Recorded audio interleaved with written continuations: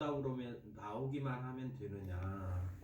예수님은 또 겉만 보고 아시는 게 아니라 그 속의 중심도 보시잖아요. 그래서 어떤 사람에게는 야, 너 그거 다 버리고 나한테 오라고 그러고, 어떤 제자는 내가 주님과 함께 끝까지 주님과 함께 가겠습니다 그렇게 말할 때, 야, 나는 머리 둘 곳도 없어, 나 따라오지 마, 이런 식으로 말씀하시잖아요. 그게 왜 그러겠어요? 똑같이 예수님 앞에 나왔지만 그 마음의 상태가 어떠하신지를 주님은 아신다는 거예요. 그러니까 오늘 우리 이 말씀을 받을 때도 마찬가지입니다.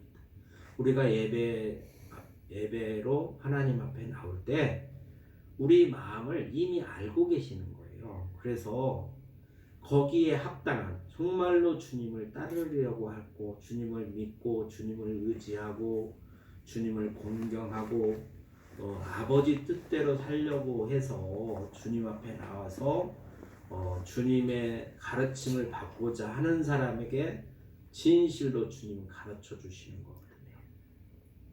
그러면서 그렇게 주님 앞에 나온 사람들을 보고 주님이 오늘 말씀해 주십니다. 우리에게 복을 주시고자 이렇게 말씀하시는 거예요. 야, 심령이 가난한 자가 복이 있다. 우리가 심령이 가난하다는 것은 이 복을 받지 못한 사람은 알 수가 없어요. 그래서 육신적으로 빗대서 말을 하면 이런 겁니다. 내 형편 지금 가난해요. 가난하는 기준이 사람마다 다르기 때문에 그 가난을 사람마다 받아들일 때 다르게 받아들일 수 있겠지만, 여기서 가난하다는 것은 뭐냐면 내가 오늘 먹을 양식이 없는 거예요.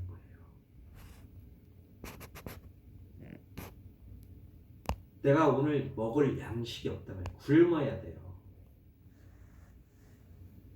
그러면 어떡하겠어요? 내가 품팔이라도 해서 내가 그 노동으로 해서 내가 먹고 살아야 되잖아요. 그래서 예수님이 품꾼 비유 하시는 거예요. 품꾼을 얻으러, 주인이 품꾼을 얻으러 나갔어요. 삼시에 있는 자도 부르고 구시에 있는 자도 부르고 그러시잖아요. 그러니까 내가 가난해서 품팔이를 해야만이 먹고 산단 말이에요. 왜? 이스라엘 백성들은 그 지파대로 하나님께서 땅을 분배해서 그 땅에서 나오는 것을 먹고 살아갈 수 있도록 하나님께서 처음부터 그렇게 그들에게 그런 환경을 만들어 주셨어요. 그래서 그 성실히 살아가는 사람들은, 하나님을 의지하고 신실하게 살아가는 사람들, 거기에서 복을 받고 꾸지도 아니하고, 또 가뭄이나 기근이나 이런 게 와서 그들이 그렇게 저주받는 삶을 살아가지 아니하고 차고 넘치도록 해주시겠다고 약속을 했어요. 근데 그들이 그럼에도 불구하고 그 소유가 없어짐으로 말미암아 내가 품꾼으로 가야만이 내가 지금 먹고 살아갈 수 있는 처지가 가난한 거란 말이에요. 그럼 주님께서 왜 그러면 이 세상적으로 말하면 이 가난한 사람이 복이 있다고 말씀을 하실까? 아니, 자기 땅을 다 잃어버리고 빼앗기고 내가 종살이 해야 될 그런 형편에 있는 사람이 복이 있다고 말씀하시는 걸까?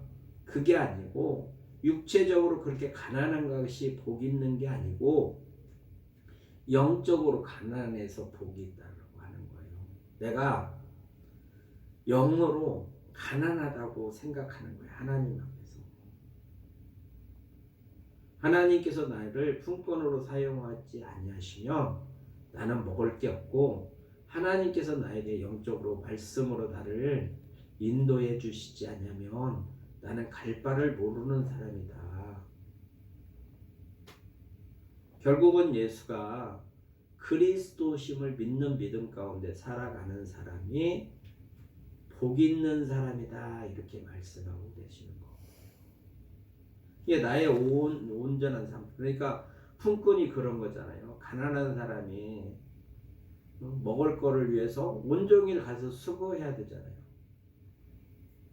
그 주인이 시킨 일을 완성해야 그 품삯을 받는 거잖아요.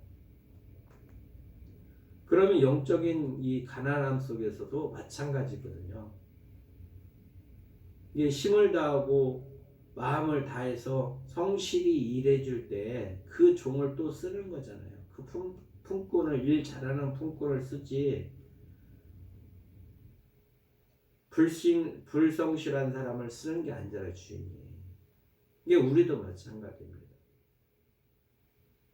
겉으로 보일 때 그렇게 하는 것처럼 우리 마음의 내면에 내 영이 진심으로 하나님을 찾는 거예요. 또 수고하고 그 일을 성실히 행하는 것. 이게 온 마음을 다해서 하나님을 사랑하려고 하는 그 마음을 가진 사람이 복 있는 사람이다. 이렇게 말씀해 주시고, 이런 마음을 품고 이 마음만 품는 게 아니라 이 마음을 품으면 그 마음이 그러기 때문에 그 행동이 겉으로 드러나잖아요. 일적으로 드러난다면, 내적인 이 은혜가 있으면, 이 마음이 있으면 일적으로 이 행동이 드러나는 거예요. 그래서 온전한 거거든요. 이 믿음이 온전한 거예요. 그래서 이 믿음이 있는 사람이 이런 믿음, 이렇게 심령을 가난한 마음을 품고 하나님의 뜻대로 하나님의 뜻을 이루려고 늘 주님 앞에 나가서 전심으로 주님을 찾고 주님이 말씀하시는 내가 그걸 믿음으로 받아들이고 그 믿음의 열매를 맺으려고 하는 사람이 천국이 그들의 것이다 라고 가르쳐주고 계십니다. 그러니까 이런 사람이 천국의 백성으로서 일원으로서 하나님의 나라에서 주님과 더불어 왕노로 탈 수 있는 사람들, 또 이런 마음을 품고 있는 사람이 주님으로부터 가르침을 받고 또 주의 마음을 품고 형제들을 다스릴 수 있는 것. 그러니까 권력을 가지고 억압하고 그런 게 아니라 공의와 정의로 그들의 삶을 의롭게 도와줄 수 있는 그런 마음을 품은 자들이거든요. 이런 사람들이 하나님의 나라의 사람들이다. 이런 마음을 갖고 있어야 아버지 뜻대로 하늘에서 이룬 것처럼 땅에서도 이루어져서 아버지 주권 안에서 주님이 통치하는 나라가 되어질 수 있는 것임을 우리에게 가르쳐주고 계시거든요.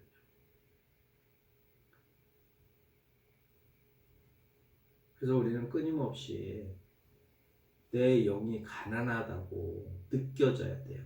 그러니까 나의 모든 삶이 주님이 간섭해 주시지 않냐면, 주님이 나의 길을 가르쳐 주시고 나를 도우시고 나를 지도해 주시고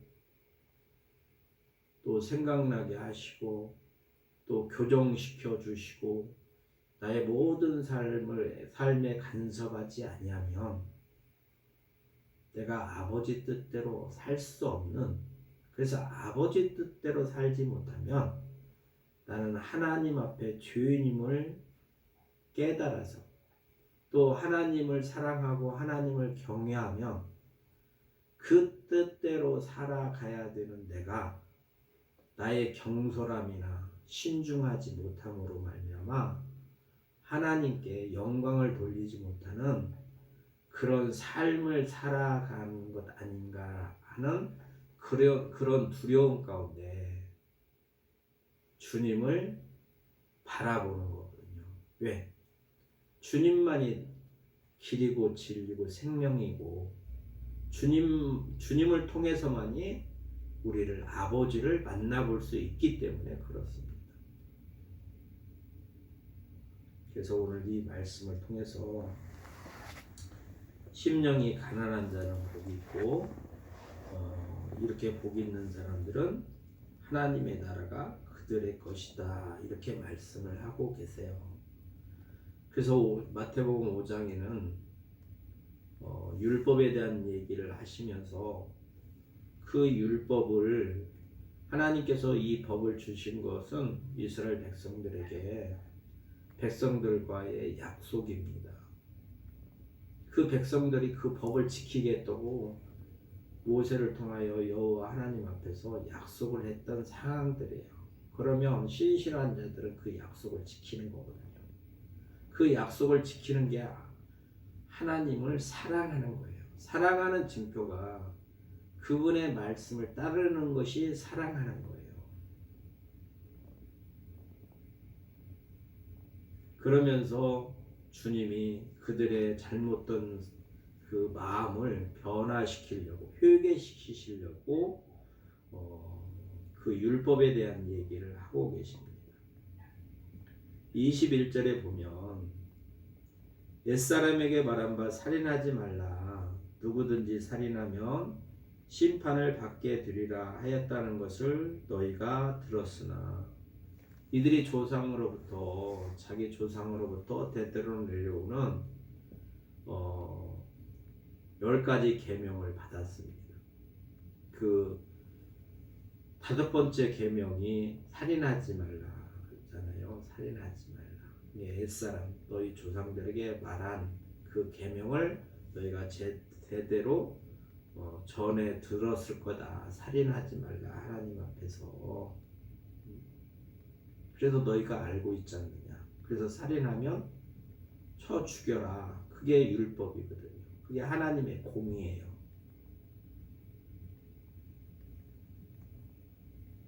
근데 예수님께서 이 법을 가지고 말씀을 하시는 거거든요. 이게 가르침을 주시는 거잖아요. 지금 우리가 예수님 앞에 나가서 가르침을 받으려고 나왔어요. 그래서 예수님이 가르쳐 주시는 거예요. 살인하지 말라 해서 우리가 살인하진 않는다는 거예요. 율법적으로. 왜? 살인하면 죄인이고 내가 돌로 쳐 맞아 죽어야 되니까. 그들이 그 법이 그러니까 그렇게 한단 말이에요. 실행을 한단 말이에요. 그걸로 끝나는 게 아니라 하나님께서는 아들은 아버지의 마음이, 아버지의 뜻이 어떤 것인가를 지금 부연설명해 주는 거예요. 살인하지 말라에 대해서. 뭐라고 말씀하시냐면 나는 너희에게 이룬다. 이게 예수님한테 배우러 나오는 사람들에게 예수님께서 친히 말씀하시는 거예요. 형제에게 노하는 자마다 살인하지 말라. 살인의 대상자가 누구겠어요? 그게 형제일 수도 있고 이방인일 수도 있고 자기 이웃을 죽이는 거잖아요. 사람을. 그러니까 그 모든 게 하나님께서 이 모든 사람을 만드셨잖아요. 사람을 만드신 게 하나님이시잖아요. 이게 하나님이 보실 때는 다 자녀니까 형제잖아요. 우리가 넓은 의미로 다. 그래서 형제에게 노하는 자마다 심판을 받게 된다고 말씀하시잖아요. 왜? 그게 잘한 건지 잘못한 건지 심판하시는 이가 하나님이시라는 거예요. 근데 그 권세를 예수님께 아들에게 주셨잖아요. 그러니까 예수님이 우리를 심판하시는 거예요. 심판대 앞에서. 그래서 노하는 자를 예수님이 상과 벌로 심판하시겠다는 거예요. 그게 잘한 일인가 잘못한 일인가. 사람을 죽이면 돌로 쳐 맞아 죽는 것처럼 네가 노하면 거기에 대한 심판이 있다라고 말씀하고 계세요. 또 두 번째는 뭐라고 말씀하시냐면 형제에 대해서 나가라 하는 자.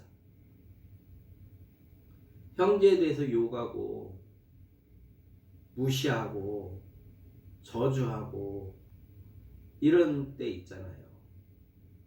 이런 게 왜 욕하고 저주하고 이래요? 우리 감정 때문에 그렇거든요. 내 감정대로 살지 말라는 거예요. 주님은. 내 감정대로 하면 우리가 첫사람 가인이 살인을 하잖아요.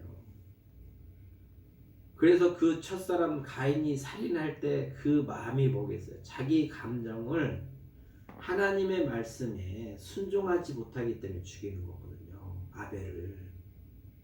우리가 알다시피 가인에게 그랬잖아요.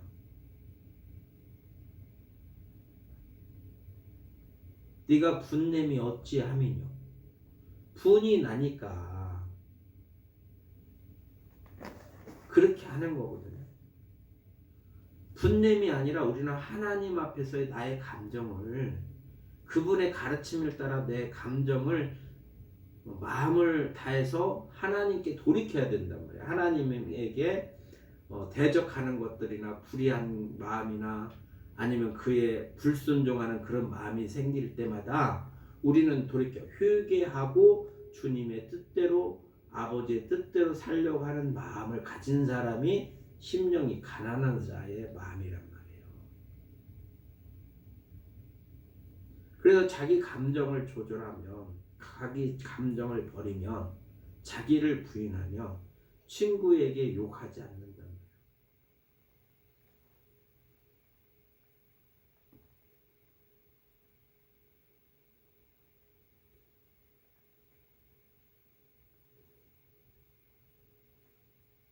자기 감정을 조절하지 않는 사람도 심판을 받는다고 말씀하고 계시잖아요. 또 미련한 놈이라 하는 자는 지옥불에 들어가리라 말씀하세요. 우리는 심령이 가난한 자가 천국의 사람이라고 주님이 가르쳐 주시고 율법에 대해서 말씀하시면서 미련한 놈이라고 형제를 욕하는 사람들은 지옥불에 들어간다고 말씀하세요. 그러면 지옥은 하나님의 영광이 비춰지지 않는 곳이거든요. 어둠이란 말이에요. 하나님께서 빛이 있으라 하심에 빛이 있었는데 그 빛 가운데서 어둠을 골라내시잖아요. 첫날 빛 가운데 어둠이 있는 걸 아시고 이걸 구별해 내셔요. 그러니까 천국과 지옥은 구별된 거란 말이에요. 천국은 빛이고 지옥은 어둠이란 말이에요. 어둠. 그들은 어둠 가운데 들어간다는 거예요. 그러니까 이게 노하는 거나 나가라 하는 거나 미련한 거나 이런 무시하는 이런 모든 행위가 어디로부터 오느냐? 내 마음이 하나님을 경외하지 않기 때문에. 마음을 다하고 성품을 다하고 힘을 다하고 너의 목숨을 다하여 주 하나님을 사랑하라. 그렇게 모세로부터 그들이 그 명령을 받았어요. 또 내 형제를 사랑하라 라고 그렇게 하나님의 말씀을 들었어요. 그럼 그 말씀을 다 지키겠다고 약속했던 사람들이에요. 근데 살인 안 했다고만 해서 사랑하는 게 아니라는 거예요. 사람을 안 죽이면 내가 하나님의 율법을 이뤘다고 생각하는 그 잘못된 생각들, 그 마음을 이 말씀을 통해서 주님이 가르치시는 거예요. 우리 마음이 이렇게 회복돼야 된다.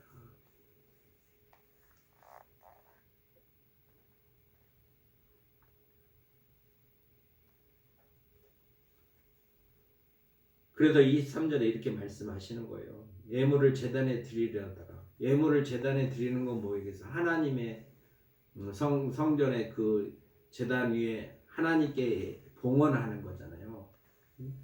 그게 봉헌 예물을 드리는 거 뭐겠어요? 내가 하나님을 사랑하고 하나님을 경외하고 하나님 뜻대로 살겠고 하나님을 의지하고 하나님께 영광을 돌리겠습니다. 이런 마음으로 하는 거잖아요. 그런 설령 네가 그런 마음으로 제단에 예물을 드린다고 할지라도 주님이 너의 마음을 생각해 보라는 거예요. 거기서 내 형제에게 원망 들을 만한 일이 있는 것이 생각나거든. 그러니까 하나님께 예배로 나오는 사람이 혹시 드리다가 네 마음속에 어떤 게 찔림이 있고 형제에 대한 잘못한 것이 있으면 예배를 드리려다가도, 그러니까 제물을 드렸다가 하더라도 돌이켜 가서 먼저 가서 형제와 화목하라는 거예요. 화목하고 그 후에 예물을 하나님께 드려라. 그러면 그 후에 예물을 드리라고 하는 것은 뭐겠어요?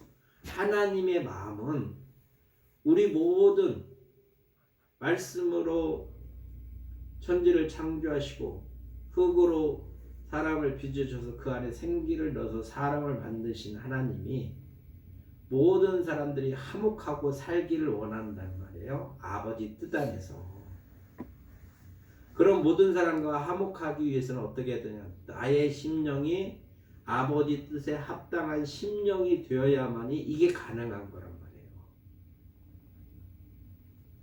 근데 내 심령을 돌이켜 보세요. 그러니까 예배를 드리다도 성령이 우리를 간섭하시면 주에 대해서 생각나게 하시는 거예요. 그러면 그 죄를 돌이키는 거예요. 돌이켜. 다시는 이런 죄악길로 쓰지 않냐고 말씀을 따라 성령을 따라 도심을 따라 내 마음이 새로워져서 새 사람으로 변화되기를. 그래서 율법을 완성하러 오신 예수님을 의지하고 주의 마음을 품는 것이, 그래서 주님이 공급하신 그 공급의 싹으로 우리가 살아가는 거거든요.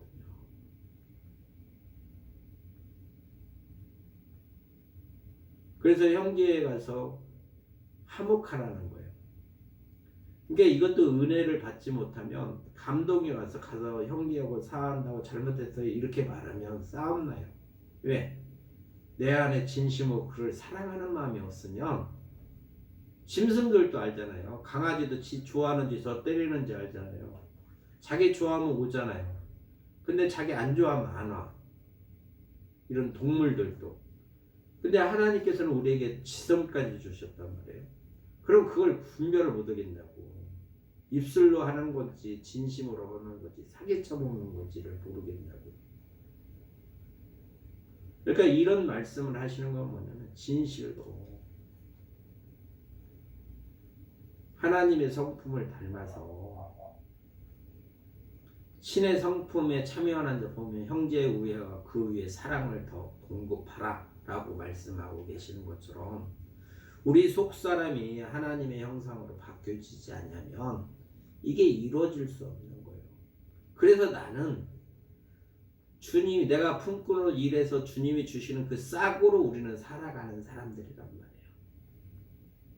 내가 배고픔을 알고 먹을 것을 필요하면 내가 나가서 일을 해야만이 내가 그 하루하루 살아가는 것처럼 연명하는 것처럼 나의 심령이 주님의 도우심이 아니면, 주님이 우리에게 은혜 베풀어 주셔서 생명을 공급하지 않냐면 우리는 그 생명 가운데 천국 안에 그 삶을 누릴 수 없다라는 걸 알게 하시고, 또 그 은혜 안에서만 우리가 생명을 공급받아서 주님의 생명 안에서 주님이 이 율법을 다 완성하신 것처럼 우리도 그 은혜 안에서 살아가는 겁니다.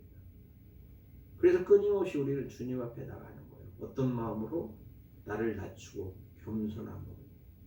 그게 하나님이 찾으시는 거예요. 이런 사람들에게 복을 주신다고 우리에게 이미 우리는 가르침을 받았잖아요. 그래서 오늘 이 말씀을 통해서 주님만이 그리스도세요. 나의 모든 인생을 그분만이 하나님의 기쁨이 되어질 수 있도록 나를 인도해 가시고 나를 죄 가운데서 구원하시고 나의 죄된 마음을 돌이키게 하시고 진리로 함께 가자고 나를 부르시고 늘 나와 임마누엘로 함께 하시는 그분 안에서 복 있는 삶을 살기를 주의 이름으로 축원합니다. 이 시간